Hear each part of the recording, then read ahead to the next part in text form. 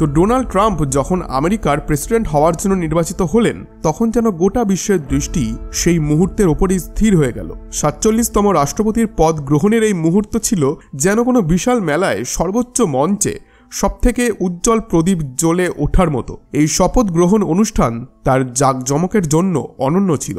বিশ্বের নানা প্রান্ত থেকে আসা বিদেশ মন্ত্রীদের উপস্থিতি এটিকে আরও বিশেষ করে তুলেছিল। ভারতের সম্মানিত বিদেশ মন্ত্রী ডক্টর এস জয়শঙ্করকে এই অনুষ্ঠানে সামনের সারিতে স্থান দেওয়া হয়েছিল। দৃশ্যটি এমনই ছিল যেন কোনো উৎসবে বিশেষ অতিথিকে সবথেকে গুরুত্বপূর্ণ আসনে বসানো হয়। অন্যদিকে জাপানের ফরেন মিনিস্টার ও অন্যান্য দেশের প্রতিনিধিদের পেছনের সারিতে বসানো হয়েছিল। এখন এটি কোনো সাধারণ ঘটনা ছিল না, বরং এটি স্পষ্ট বার্তা দিচ্ছিল যে ডোনাল্ড ট্রাম্পের নেতৃত্বে ভারতের গুরুত্ব নতুন উচ্চতায় পৌঁছাবে। বিশ্বের নেতারা যেমন নরেন্দ্র মোদী, ইমানুয়েল ম্যাক্রন সহ অন্যান্য প্রধান রাষ্ট্রনেতারা ট্রাম্পকে শুভেচ্ছা জানানোর জন্য ব্যস্ত ছিলেন। বিশেষ বিষয়টি ছিল মোদিজি তার শুভেচ্ছা বার্তায় মাই ডিয়ার ফ্রেন্ড বলে বন্ধুত্বের ইঙ্গিত দেন। তার টুইটে এই শব্দগুলি বিশেষভাবে নজর কেড়েছিল, যেমন আমার প্রিয় বন্ধু ডোনাল্ড ট্রাম্প। এই সম্বোধন ছিল ভারত আমেরিকার সম্পর্কের নতুন দিক নির্দেশনার প্রতীক। অন্যদিকে ইসরায়েলের প্রধানমন্ত্রী বেঞ্জামিন ট্রাম্পকে শুভেচ্ছা জানালেও এই ধরনের শব্দ ব্যবহার করেননি। এর পেছনে কারণ হতে পারে সম্প্রতি ঘটে যাওয়া একটি ঘটনা, যেখানে ট্রাম্প বেঞ্জামিনের সম্পর্কে কিছু বিতর্কিত মন্তব্য সহ একটি ভিডিও শেয়ার করেছিলেন। অন্যদিকে রাশিয়ার প্রেসিডেন্ট ভ্লাদিমির পুতিন এই মুহূর্তে সবথেকে বেশি খুশি মনে হয়েছেন। তিনি শুধু ট্রাম্পকে শুভেচ্ছা জানাননি, বরং একটি ভিডিও বার্তাও প্রকাশ করেছেন। এই বার্তায় তিনি ইউক্রেনে স্থায়ী শান্তি প্রতিষ্ঠার কথা বলেছেন, যা তার কূটনৈতিক পরিকল্পনার একটি গুরুত্বপূর্ণ অংশ। এই ঘটনাগুলি দেখায় যে ডোনাল্ড ট্রাম্পের নেতৃত্বে বিশ্বের কূটনৈতিক ভারসাম্য কিভাবে নতুন আকার নিতে পারে। ভারত, আমেরিকা এবং অন্যান্য বিশ্ব নেতাদের সম্পর্ক নতুন সম্ভাবনার দিকে এগিয়ে চলেছে। এখন সময় এসেছে যখন বন্ধুত্ব, সহযোগিতা এবং কৌশলগত পদক্ষেপের মাধ্যমে একটি নতুন অধ্যায় রচিত হবে। ভাবুন, রাশিয়া ইউক্রেনের যে এলাকাগুলিকে দখল করেছে সেগুলি এখন তাদের নিয়ন্ত্রণে চলে এসেছে। দীর্ঘদিন ধরে চলা এই সংঘাতের সমাপ্তি এখন সম্ভব বলে মনে হচ্ছে, এবং এটিকে রাশিয়ার জন্য একটি বড় জয়ের মতো দেখা হতে পারে। এটি এমন এক মোড়ে যা কেবল ইউক্রেন রাশিয়ার সংঘর্ষকেই সংজ্ঞায়িত করবে না, বরং ইন্টারন্যাশনাল রণনীতিতেও এক গভীর প্রভাব পড়বে। ডোনাল্ড ট্রাম্পের শপথ গ্রহণের অনুষ্ঠানের সময় একটি চিন্তা বারবার মনে উকি দিচ্ছিল। এটি সত্যি আশ্চর্যজনক যে কিছুদিন আগেই তিনি মৃত্যুর হাত থেকে রক্ষা পেয়েছিলেন। একটি গুলি মাত্র কয়েক সেন্টিমিটার দূর দিয়ে চলে গিয়েছিল। সামান্য এদিক ওদিক হলেই হয়তো গোটা বিশ্বের ইতিহাস আজকে বদলে যেত। ট্রাম্প নিজেও স্বীকার করেছেন যে ঈশ্বর তাকে বাঁচিয়েছেন, এবং তার উদ্দেশ্য হলো আমেরিকাকে আবার গ্রেট করে তোলা। তবে শুধু ডোনাল্ড ট্রাম্পের কথা বলে যথেষ্ট হবে না। তার পাশে দাঁড়ানো উপরাষ্ট্রপতি জেডি ভান্সের গল্পও সমানভাবে অনুপ্রেরণামূলক।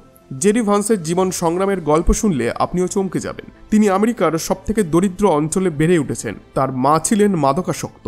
এমন এক সময় ছিল যখন স্কুলের পড়াশোনাও শেষ করা তার জন্য কঠিন হয়ে উঠেছিল। বহুবার ব্যর্থতার দ্বার প্রান্তে দাঁড়িয়েও তিনি কখনো হাল ছাড়েননি। তার আত্মবিশ্বাস ও কঠোর পরিশ্রমের মাধ্যমে তিনি আজ আমেরিকার উপরাষ্ট্রপতির পদে পৌঁছেছেন। এই পুরো যাত্রায় তার স্ত্রী উষা ভ্যান্স সবসময় তার পাশে দৃঢ়ভাবে দাঁড়িয়েছেন। এটি দেখে মনে হয় যে যখন পরিস্থিতি কঠিন হয়ে ওঠে এবং চারপাশে শুধুই অন্ধকার দেখা যায়, তখনও যদি মানুষ তার মনোবল ধরে রাখতে পারে, তবে সেই জীবনের প্রকৃত লক্ষ্য অর্জন করতে পারে। ডোনাল্ড ট্রাম্প এবং জেডি ভান্স প্রমাণ করেছেন যে কঠিন চ্যালেঞ্জের মুখোমুখি হয়েও স্বপ্ন বাস্তবে রূপান্তরিত করা সম্ভব। তাদের এই সংগ্রাম সকলের জন্য একটি বার্তা দেয়, পরিস্থিতি যতই কঠিনই হোক না কেন, যদি সাহস ও পরিশ্রম করার শক্তি থাকে তবে লক্ষ্য অর্জন করা সম্ভব। আর ওইদিকে ইলন মাস্কের উপস্থিতি ডোনাল্ড ট্রাম্পের শপথ গ্রহণ অনুষ্ঠানে একটি আলাদা মাত্রা যোগ করেছিল। তার অদ্ভুত আচরণ, যেমন স্যালুট করার অস্বাভাবিক পদ্ধতি এবং বারবার চারপাশে তাকানোর প্রবণতা, উপস্থিতিদের মধ্যে অনেকেরই নজর কেড়েছিল। অনেকেই প্রশ্ন তুলেছেন যে মাস্ক আসলে এখানে কি করছিলেন। তবে এসব আলোচনার মধ্যেও মূল আকর্ষণ কিন্তু ডোনাল্ড ট্রাম্পই ছিলেন। আজকের ট্রাম্প 2017 সালে ট্রাম্পের থেকে সম্পূর্ণ ভিন্ন। প্রথমবার রাষ্ট্রপতি হওয়ার পর তিনি এমন আচরণ করেছিলেন যেন কোনো শিশু প্রথমবার চকলেট ফ্যাক্টরিতে প্রবেশ করছে। তিনি জানতেন না যে কাকে তার দলে নিতে হবে এবং কোন পথে এগোতে হবে। কিন্তু 2025-এ ট্রাম্প একটি লক্ষ্য নিয়ে এসেছেন। এখন তার আত্মবিশ্বাস ও উদ্দেশ্য পুরোপুরি স্পষ্ট। ট্রাম্পের এই বিশ্বাস যে ঈশ্বর তাকে রক্ষা করেছেন আমেরিকাকে আবার মহান করার জন্য, তা তার প্রতিটি সিদ্ধান্তেই এখন প্রতিফলিত হচ্ছে। তার সিদ্ধান্ত আগের মতোই স্ট্রেট ফরওয়ার্ড এবং স্পষ্টভাষী হলেও এখন তার দৃষ্টিভঙ্গি আরও সুনির্দিষ্ট এবং সিদ্ধান্তমূলক। ট্রাম্প বারবার বলেন যে ঈশ্বর তাকে রক্ষা করেছেন এবং তার এই বিশ্বাস তার প্রতিটি পদক্ষেপে ফুটে ওঠে।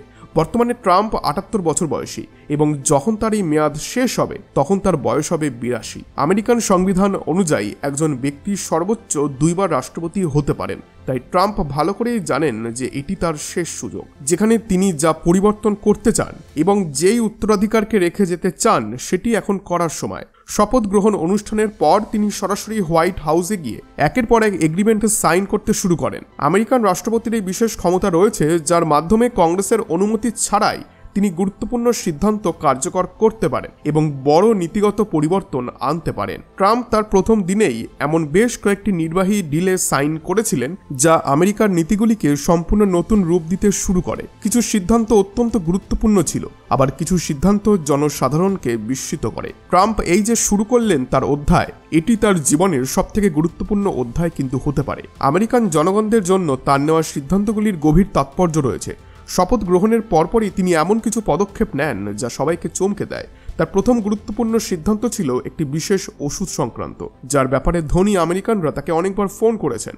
যদিও ট্রাম্প নিজে বলেছেন আমাদের সামনে আরও বড় সমস্যা রয়েছে। আরেকটি গুরুত্বপূর্ণ পদক্ষেপ ছিল আমেরিকাকে বিশ্ব স্বাস্থ্য সংস্থা WHO থেকে প্রত্যাহার করা। ট্রাম্পের মতে 2020 থেকে 2021 সালে কোভিড মহামারীর সময় WHO তাদের দায়িত্ব যথাযথভাবে পালন করেনি, আর এই সিদ্ধান্তের মাধ্যমে ট্রাম্প আমেরিকার স্বাস্থ্যনীতিতে একটি বড় পরিবর্তন আনছেন। ট্রাম্পের বিশ্বাস যে এই সংস্থা আমেরিকার স্বার্থকে রক্ষা করতে ব্যর্থ হয়েছে, আর এটির জন্যই তা বেশ উদ্বেগের কারণ হয়ে দাঁড়িয়েছে। কারণ ভবিষ্যতে যদি কোনো মহামারী আসে তাহলে আন্তর্জাতিক সম্প্রদায়ের জন্য ঐক্যবদ্ধভাবে কার্যকর পদক্ষেপ নেওয়া কিন্তু কঠিন হয়ে যেতে পারে। এর পাশাপাশি ট্রাম্প ইউএসএকে প্যারিস ক্লাইমেট চুক্তি থেকেও বের করে দিয়েছিল। অন্যদিকে কানাডা এবং মেক্সিকোর ওপর ট্যারিফ আরোপের পরিকল্পনায় ট্রাম্প কিছুটা নমনীয়তা দেখিয়েছেন।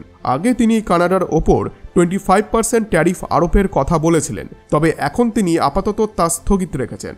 ট্রাম্প উভয় দেশকে 10 থেকে 15 দিনের সময়সীমা দিয়েছেন যাতে তারা তাদের অবস্থানকে স্পষ্ট করতে পারে। তার বক্তব্য, সম্ভবত 1 ফেব্রুয়ারি থেকেই আমরা ট্যারিফ আরোপ করতে শুরু করব, তবে আপাতত আলোচনার সুযোগ রয়েছে। এই সিদ্ধান্ত কানাডা ও মেক্সিকো উভয়ের জন্যই স্বস্তির বিষয়। বিশেষত কানাডার রাজনীতিবিদরা এই সময়টিকে তাদের পক্ষে কাজে লাগানোর চেষ্টা করছেন। ট্রাম্প এই ইস্যুতে সমঝোতার ইঙ্গিত দিয়েছে যা বিজনেস ওয়ারকে কিছুটা এড়াতে পারে। ডোনাল্ড ট্রাম্পের আবার ফিরে আসা ইন্টারন্যাশনাল বাজার এবং রাজনীতিতে ব্যাপক আলোড়ন সৃষ্টি করেছে। তার অনেক সিদ্ধান্ত স্বল্প মেয়াদে বাজারে প্রভাব ফেলতে পারে, তবে দীর্ঘমেয়াদে তার নীতিগুলি নিয়ে উদ্বেগ থেকেই যাবে। এখন ডোনাল্ড ট্রাম্পের এই নতুন জার্নি এবং তার রিসেন্ট কিছু সিদ্ধান্তগুলি সম্পর্কে আপনাদের মতামত কি? আপনাদের মূল্যবান মতামত অবশ্যই জানান কমেন্ট বক্সে।